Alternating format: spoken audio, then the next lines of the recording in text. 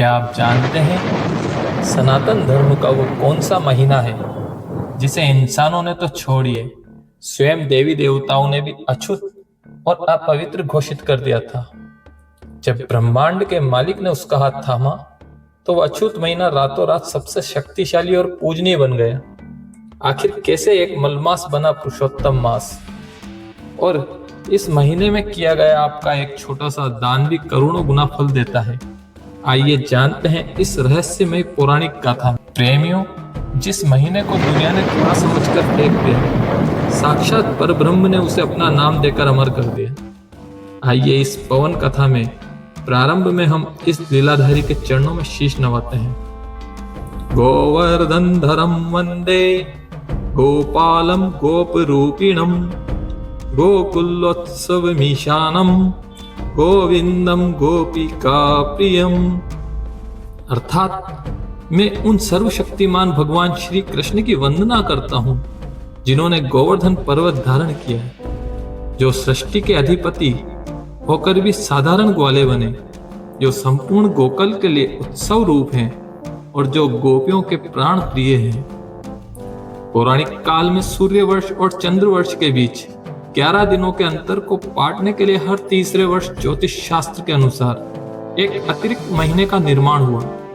चूंकि इस महीने में सूर्य की कोई संक्रांति राशि परिवर्तन नहीं होती है, इसलिए ऋषियों ने इसे मलमास यानी मेला या अशुद्धा महीना कह दिया। सभी देवताओं ने इसका स्वामी बनने से मना कर दिया। समाज में यह कठोर नियम लागू कर दिया गया, न यष्टव्यम न दातव्यम न कर्तव्यम च मंगलम मलमासे तु संप्राप्ते सर्व कर्म बहिष्कृते।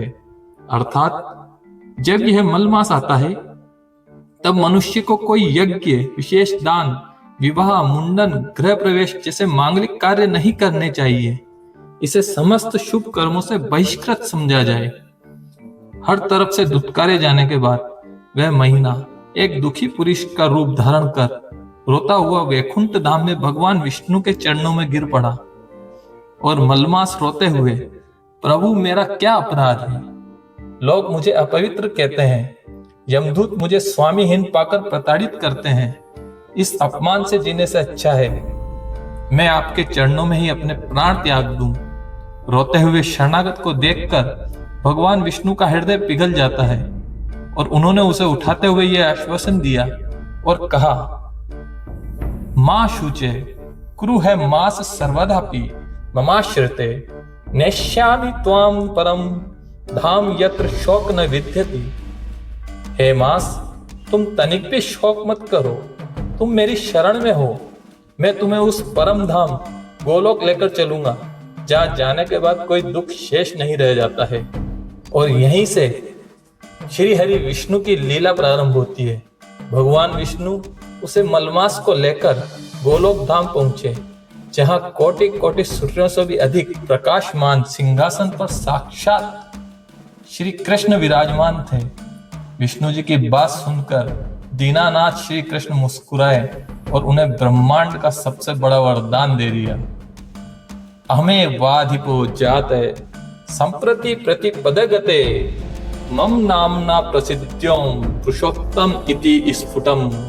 अर्थात श्री कृष्ण ने घोषणा की, हे मलमास, आज से मैं स्वयं तुम्हारा स्वामी बनता हूँ। चूंकि वेदों और पुराणों में मुझे पुरुषोत्तम कहा जाता है, इसलिए आज से तुम भी पूरे ब्रह्मांड में पुरुषोत्तम के नाम से जाने जाओगे। भगवान ने इस महीने को अपने सारे दिव्य गुण प्रदान करते हुए आगे कहा, यस्मे नरा प्रदास्यन्ति वत्रान्धे पूजयन्ति चे तेषां कोटि गुणम पुण्यम भविष्यति न संशय।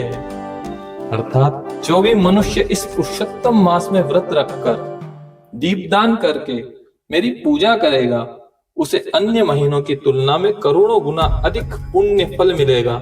इसमें कोई संशय नहीं है। भक्तों, इस पावन महीने में भले ही सांसारिक कार्य वर्जित हो, लेकिन आध्यात्मिक कार्य अनंत गुना फल देते हैं। इस पूरे महीने में साधक को इस महामंत्र का जाप निरंतर करना चाहिए। ओम नमो भगवते वासुदेवाय नमः। ओम नमो भगवते वासुदेवाय नमः। पुरुषोत्तम मास की कथा हमें सिखाती है कि जब दुनिया हमारा तिरस्कार कर दे तब निराश मत होना, क्योंकि भगवान की शरण में जाते ही हर मल पुरुषोत्तम बन जाता है। तो इस पवित्र पुरुषोत्तम मास को व्यर्थ न जाने दें।